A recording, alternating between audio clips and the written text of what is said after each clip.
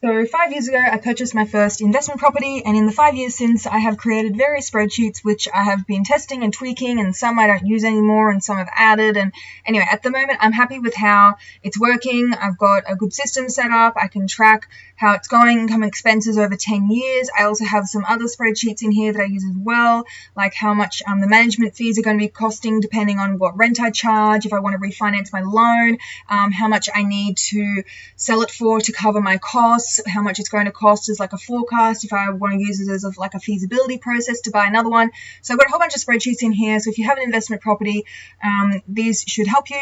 I only have one investment property, but if you have multiple, I have created another version of the spreadsheet where you can have up to 10. So the main difference is these don't have year 1 to 10. They have property 1, 2, 3, etc.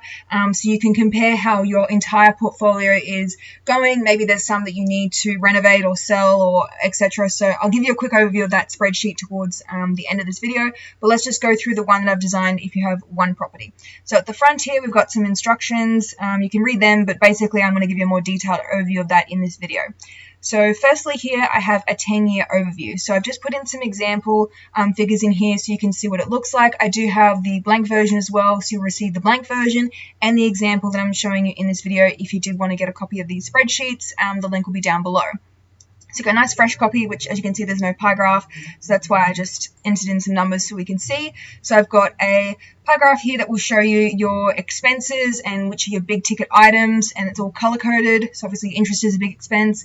And then here we can track the income and expenses for each year. So you can see in the first year, pretty much broke even.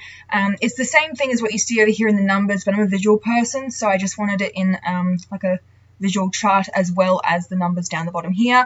And when you enter anything in these back sheets here, so anything you want for year 1, you would enter it in this spreadsheet, which will automatically feed through into this year 1 column of this spreadsheet. So it's all set up with formulas, as you can see, so don't override anything in this annual cash flow. You want to do all your workings in these back tabs here, and it will automatically filter through, and then these graphs will automatically update as you go as well. So you can see we've got the rental income up the top here. So you can compare year 1, 2, 3. Obviously, you want it to be slightly increasing, with inflation of your rental income. So we can see I didn't really increase it from year 1 to year 2. And I just like having this for comparison so I can see how it's going long term. And your averages as well will automatically calculate. So we've got income up the top, and then we've got all the expenses down the bottom here. Now, I have set up all of these to be included in here by default, but if you have other expenses you want to add, then by all means go ahead. Maybe you want to isolate, you did like a kitchen renovation or something, you can add that in. By all means, there's blank rows here. You can also insert new rows if you like. You've just got to make sure that it will feed through from these back tabs. Because it's all formula, so just don't override anything on the front sheet here. If you have numbers, enter them in these tabs. I have color coded it because I do love a good rainbow, so I really like all these colors, which obviously correlate with the colors of the tabs. I just think it's nice and coordinated. You can see your totals, your averages, so that's the summary tab, and then once you actually have a property and you've got the year 1, 2, 3, 4, etc., you can see I've populated this with some examples.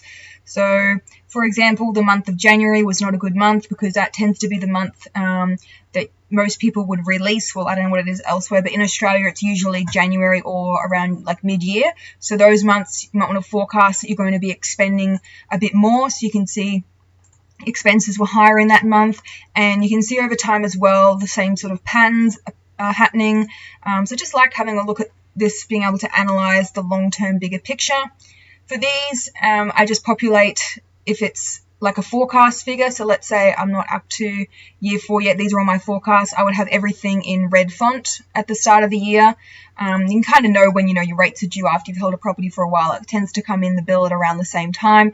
And then once you've received the bill, you can update. Maybe it was actually $435. Just type your number in there. That's all going to automatically update, which will also feed through to this overview tab. And then I change the font to gray. So that to me is like, okay, that's been spent and all the rest of these are forecast. And at the end of the year, you'll have a nice spreadsheet, which will all be in gray. So that's how you use the annual cash flow. I kind of glossed over this. If you have multiple tenants, You can enter in how much each tenant is paying. If you've got a share house instead of just like one tenant on the lease, you can record all of that here.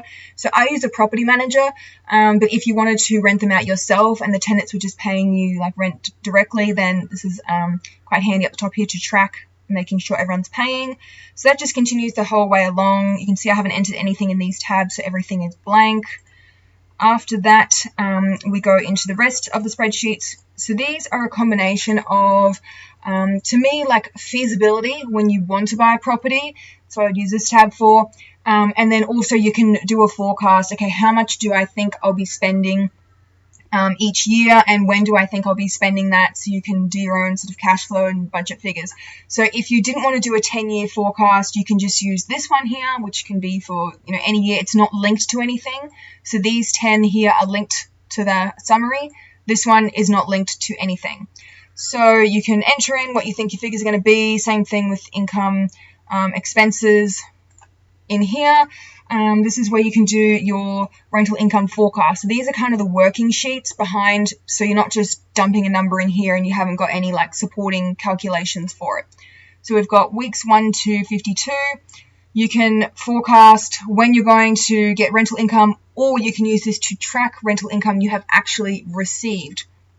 So you might have property 1, tenant 1. If you have multiple tenants, you can insert new rows and go tenant 2, and that would be week 1 as well, and maybe they're paying 200, and the date, same thing. Maybe you didn't receive that until the 22nd, so you can track who's paying and making sure that you receive the rental income. So if you are managing the property yourself, you don't use a property manager, use a spreadsheet, and it'll also calculate your total for the year for you. I've just got the 52 lines in there, but like I said before, if you need a new line, just over here where it goes green, right click and then insert. And if you press Control D, it will copy the row below, because I'm assuming you're going to have your tenants paying rent at the same time. If not, you can just override and change the dates. Then we have the property improvements. So if you live in Australia, tax depreciation can save you a lot on your taxes. So for that, you need a quantity surveyor to prepare a tax depreciation schedule, and they will ask you, what have you spent on the property? So maybe I had to get a new oven, so I've put that in here. I've got the date purchased, what it was, where it's from, this is the date I paid it, I've kept the receipt, I've filed it, and this was the cost. And then when you need your tax depreciation schedule done, you can just send this tab. If you go right click and then move or copy, you can just create a copy and move that to a new book, and then you can just send that spreadsheet off to them to calculate it for you. And also just for your own reference, so you know how much you're spending on the property. And when you made improvements, like when you want to do your sales listing, if you want to do just when you're renting it, or when you want to sell it, you could say, oh, carpet was installed only like 2 years ago. You know what I mean? So I just think, just for your own reference, it's good to track when you spent money on things. This one here, the ongoing cost forecast. So I designed this more so as a feasibility spreadsheet. So if there's a property that you're thinking about buying, this is when I would use this. So you can enter in like your rates, and usually on the ad when you go, I don't know what it's like overseas, but in Australia here, when you go and inspect a property that's for sale, they'll usually tell you this is how much body corporate is per quarter, council rates, and you can ask them and they'll usually tell you before you go through the whole contract process. They'll tell you up front. So you can enter that in here, and you can put that's per quarter, so frequency payable is 4 times, and it'll calculate how much per year. And you can see the total here is going to cost me about $25,500, and there might be some other things that you need to do. So in Australia, there's new legislation, well, newish, that you have to upgrade your smoke detectors. So I've added that in there. So you can add whatever you want. I've got these pre-filled categories, and then I've just hid these rows just to show you the total. But if you left click and drag, so you've got these 2 selected, right click and then unhide, I've got heaps more blank rows that you can add in your own things, and you can add in new rows as well. Just make sure that you drag this formula down, otherwise it won't be included in your total down the bottom here.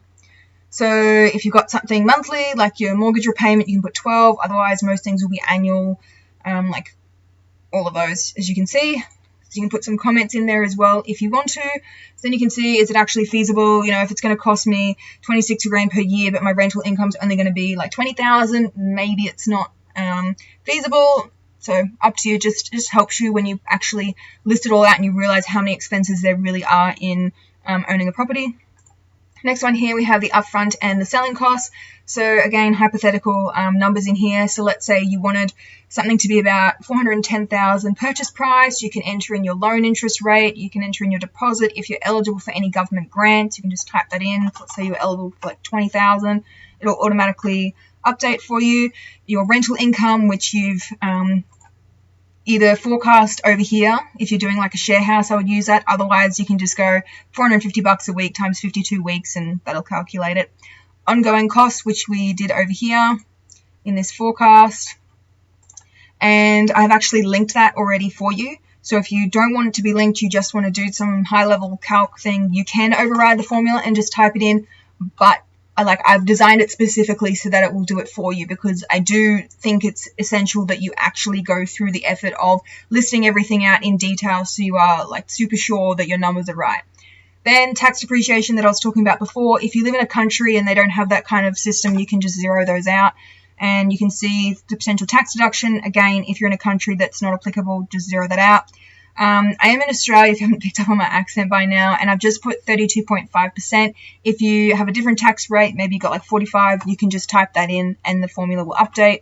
You will need to do it for these two over here though, so just keep that in mind. I have little comments, so if you hover over the red triangle, you can see my little like instructions and tips, so you don't have to come back and watch this video again. You can just hover over there and that'll give you like some prompters of what to put where. And then you can see what you expected to pay versus what you actually paid. So if you do want to build up a whole property portfolio, your first one, you might not make a lot of, you might make a few mistakes. So you may as well record what they were. So you know, okay, next time maybe I need to up my forecast by like 10% because it wasn't quite enough. So we've got the acquisition costs, then there's the borrowing costs, the upfront repairs and renovations that you did. So maybe you changed the light fittings before you had tenants move in, so you can record that in there.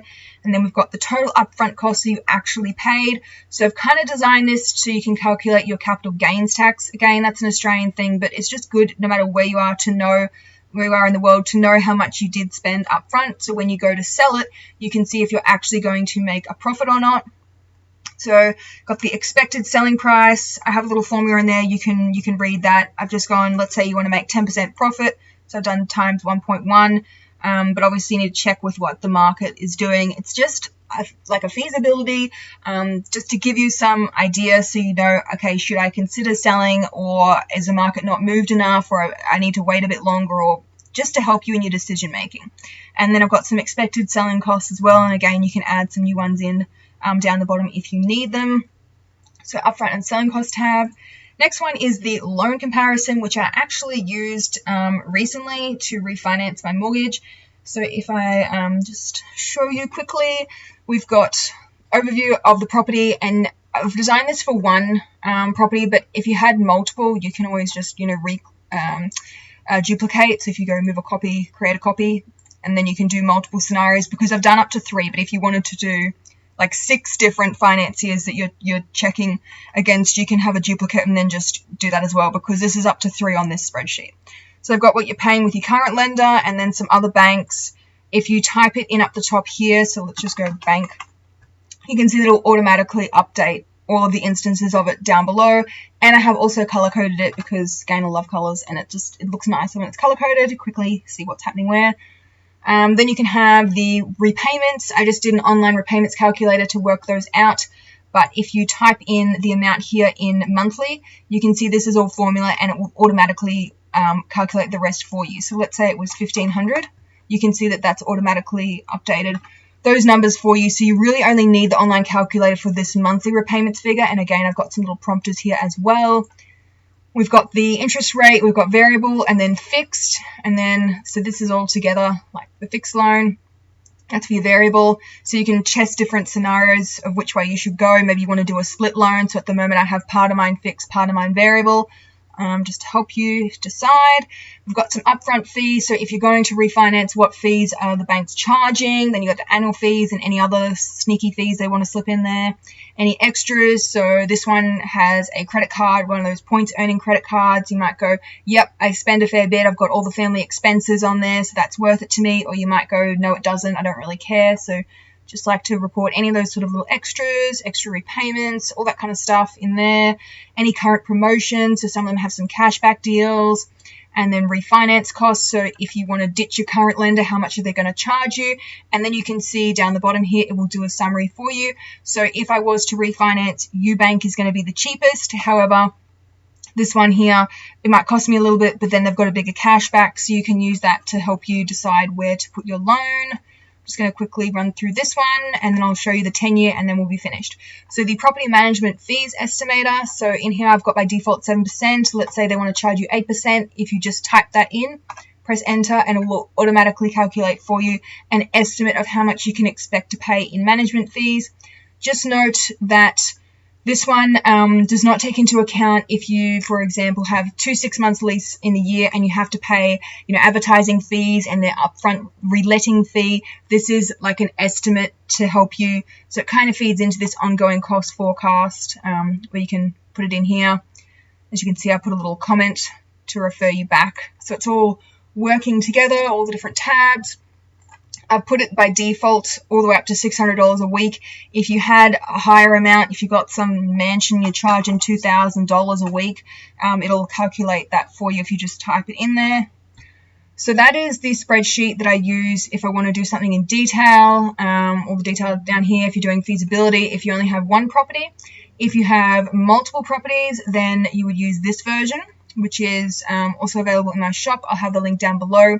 And you can see that it's a much more condensed version. So it doesn't have all those feasibility tabs. It doesn't have all the detailed workings. It's just, here's the property, here's the income and expenses for each of them on these individual tabs, and then that feeds through to here. So very similar format, but instead of year 1, year 2, it's got property 1, property 2, and you can see that all filters through the same way that the other one, the spreadsheet that I showed you, does. And we have the graph as well, which is showing which items are costing you more. You've got the same rental income, expenses and everything, which all shows through. So we can see if this was your portfolio, property number 4, doing great, heaps of profit. This one, not so good. And then you can analyze and go, oh, extra body corporate, we had to do a special contribution for painting. So that's why that wasn't terribly profitable for that year. This one, we're only breaking even. Should we do a renovation to increase the rental income? Should we just sell it? So I really like having these annual overviews to help you make your decisions.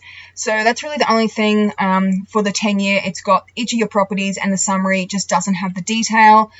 So I have links to both of my spreadsheets down below if you wanted to get a copy for yourself. And if you purchase them and you're not sure, you get a bit stuck because these instructions are quite brief, you can always come back and watch this video for the tutorial again. But just remember, I've got these little red triangles which will give you little prompters and tips as well. And if it's got a formula in here like this, do not override it because it will stuff the whole spreadsheet. So you need to go to the year 8 tab and it will automatically filter through from there. So do not override any formulas, otherwise it will stuff everything up. So just please don't override formulas. Okay, I hope you found this video helpful, this run through. If you have any questions, leave a comment below or send me an email, allaboutplanners@gmail.com.